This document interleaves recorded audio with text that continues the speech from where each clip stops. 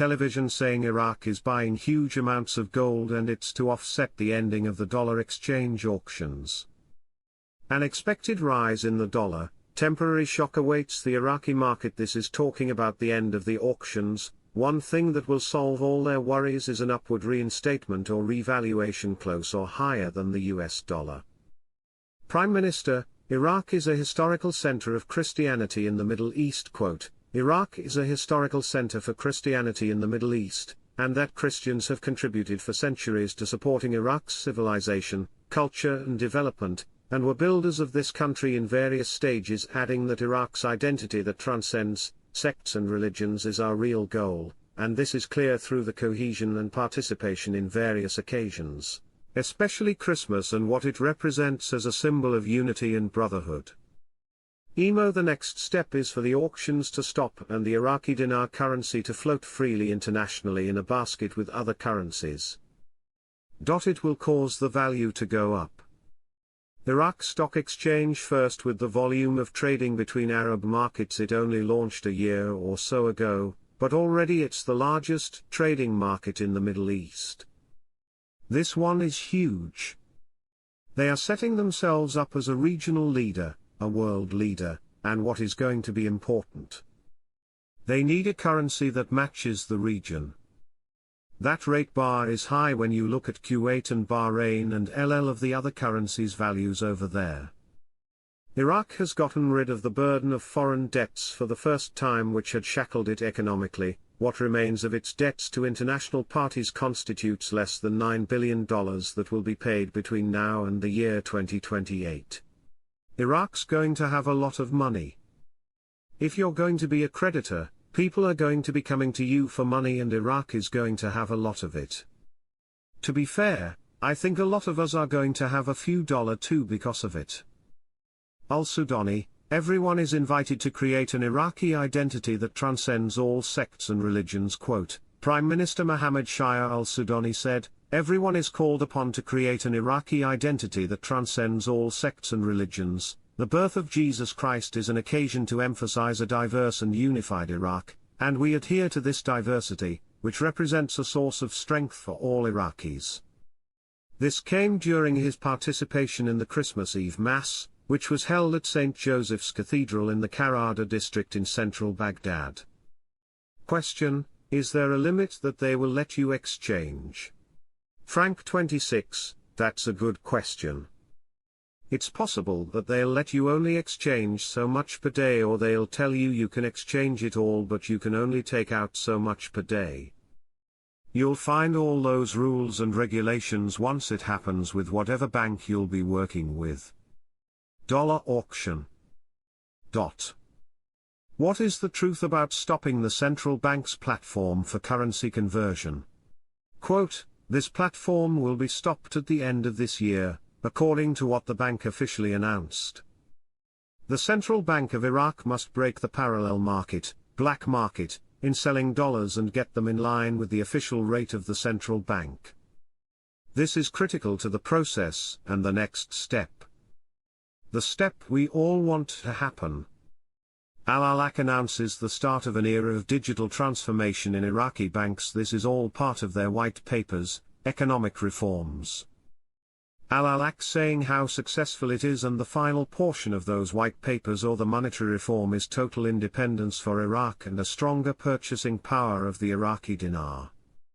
aka a reinstatement or a revaluation. There is a plethora of very good informative monetary reform education articles that are coming out that are causing this great pressure of information, a venturi effect of information to the Iraqi citizens. This is the time to do that. We say to ourselves, wow.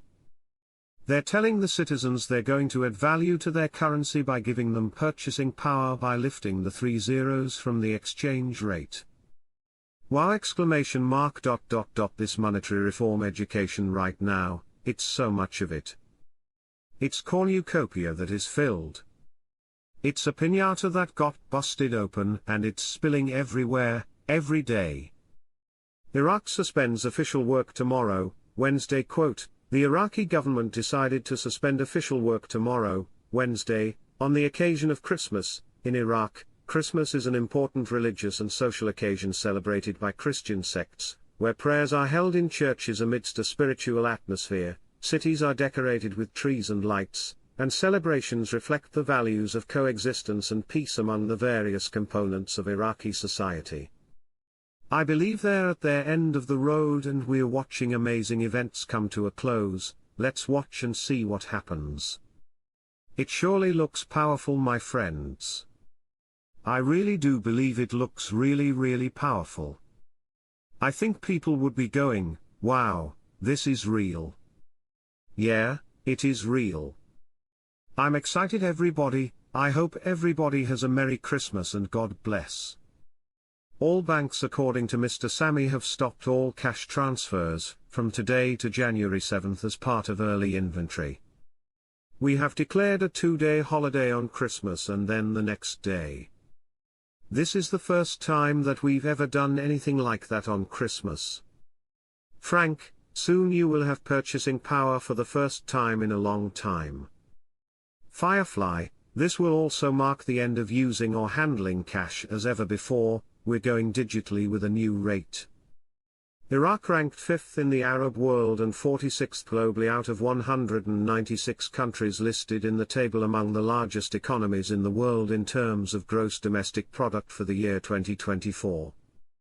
The American magazine Cool World reported in a report seen by Shafak news agency that since 2014, China has occupied its position as the largest economy in the world when evaluated by GDP at purchasing power parity, with $31.072 trillion, followed by the United States of America with a GDP of $29.160 trillion, while India came third with $16.019 trillion, Russia fourth with $6.909 trillion, and Japan fifth with $6.572 trillion.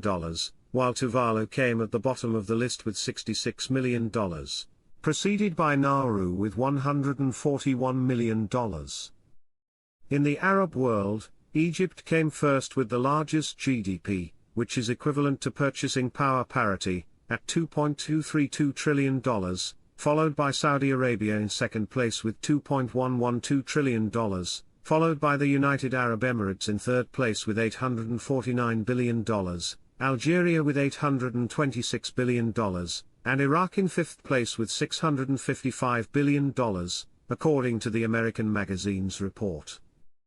She pointed out that Morocco came in sixth place with $396 billion, Qatar came in seventh place with $355 billion, Tunisia came in eighth place with $269 billion, Kuwait came in ninth place with $249 billion, and Oman came in 10th place with $222 billion.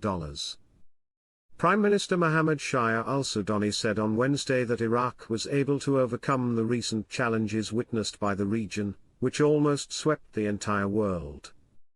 This came in a speech he delivered during his congratulations on the occasion of Christmas, in a joint call, via closed-circuit television, with a number of Christian clerics in various churches in the governorates of Iraq. Al-Sudani added in his speech, "We were able, due to